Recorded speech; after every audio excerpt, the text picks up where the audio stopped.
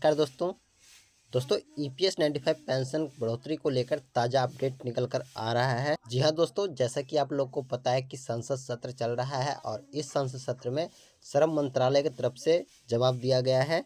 साथ ही दोस्तों ईपीएस 95 में वन रैंक वन पेंशन के बारे में लेटेस्ट अपडेट निकल कर आ रहा है, तो इसको लेकर भी जो नए अपडेट आए हैं हम बताने वाले हैं। साथ ही HIMC जो ईपीएफओ पेंशन बढ़ोतरी के लिए गठन जो किया गया था उसको लेकर भी जो लेटेस्ट अपडेट निकल कर आ रहा है वो भी इस वीडियो के माध्यम से मैं आप लोग को बताने वाला हूं। तो वीडियो बहुत ज़्यादा इंपॉर्टेंट होने वाला है, वीडियो पूरा जरूर देखिएगा। तो साथियों यहाँ पे आप देख सकते हैं, यहाँ बताया गया श्रम और रोजगार मंत्रालय राज्यसभा से जो है ये रिपोर्ट निकल कर आई है और ये जो है पर्सन नंबर जो था वो 2022वां था और कब पूछा गया था तो गुरुवार 12 दिसंबर 2024 को ये पूछा गया था। ईपीएस के तहत न्यूनतम पेंशन को लेकर ये सवाल पूछा गया था और ये सवाल किसने पूछा था तो यहाँ पर उनका नाम दिया गया है। तो ये सवाल श्रीमती जेवी माथेर हिसम ने पूछा है और यहाँ पे लिखा गया है कि क्या श्रम और रोजगार मंत्री यह बताने की कृपा करेंगे कि क्या कर्मचारी पेंशन योजना ईपीएस में न्यूनतम पेंशन बढ़ाने की मांग पर सरकार विचार कर रही है। दूसरा प्रश्न था क्या ईपीएस डोमेन में वन रैंक वन पेंशन योजना लागू की जाएगी। और तीसरा प्रश्न था क्या ईपीएस पेंशन से संबंधित दावों को अविलंब निपटाने के लिए न्यायाधिकरण स्थापित किए जाएंगे।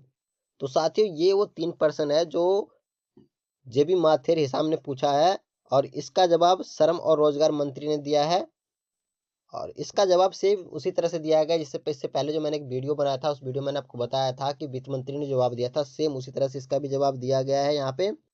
अगर दोस्तों आप लोग हमारे चैनल पर पहली बार आए तो चैनल को सब्सक्राइब जरूर कर लीजिएगा और साथ में बेल आइकन के बटन दबाकर ऑन जरूर कर लीजिएगा ताकि इस तरह का लेटेस्ट अपडेट जब निकल कर आए और मैं उसका वीडियो अपने चैनल पर अपलोड करूँ तो आप लोगों तक वो वीडियो पहुँच सके। यहाँ पे दोस्तों बताया गया है कि कर्मचारी पेंशन योजना ईपीएस 1995 एक परिभाषी अंशदायी परिभाषित लाभ सामाजिक सुरक्षा योजना है। कर्मचारी पेंशन निधि का कॉर्पोरेट नियोक्ता द्वारा वेतन में 8.33% की दर से अंशदान और 15,000 रुपये प्रतिमाह वेतन के लिए 1.16% की दर से केंद्र सरकार का बजटीय सहायता के माध्यम से बना है।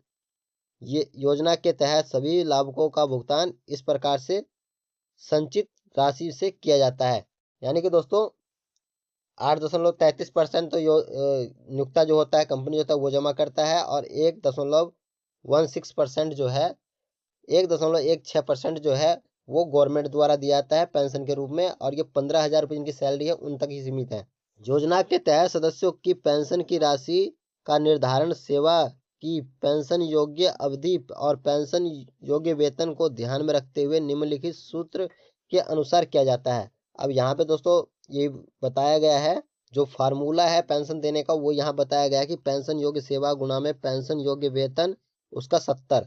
तो यहाँ पे बताया गया यह स्पष्ट है कि पेंशन की राशि एक निधि निर्धारित फार्मूला पर आधारित है। तथापि सरकार ने पहली बार वर्ष 2014 में बजटीय सहायता प्रदान करके ईपीएस 1995 के तहत पेंशन भोगियों को प्रति माह 1,000 रुपये न्यूनतम पेंशन प्रदान की। जो कर्मचारी भविष्य निधि संगठन ईपीएफओ को ईपीएस के लिए वार्षिक रूप से प्रदान किए जाने वाला वेतन 1.16% के बजटीय सहायता के अतिरिक्त थी।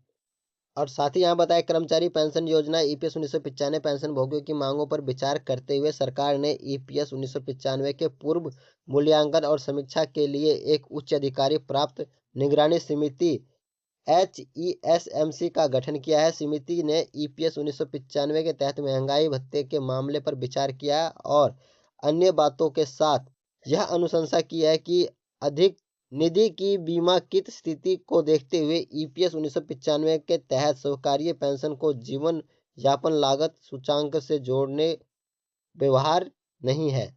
यानी कि जो दोस्तों महंगाई भत्ते की जो मांग थी ईपीएस 95 पेंशन में उसको यहाँ पे जोड़ने के लिए मना कर रहे हैं।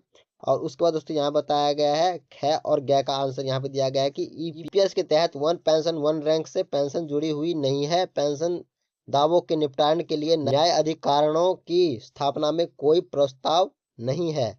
दोस्तों यहाँ जो पहला प्रश्न जो दिया गया था सबसे पहले यहाँ प्रश्न पूछा गया क्या कर्मचारी पेंशन योजना न्यूनतम पेंशन बढ़ाने की मांग पर सरकार विचार कर रही है। इसका कहीं भी कोई जवाब नहीं दिया गया है और ये सवाल बार बार पूछा जा रहा है लेकिन कहीं पे भी इसका जवाब नहीं दिया जा रहा है कि इसके ऊपर सरकार क्या विचार कर रही है।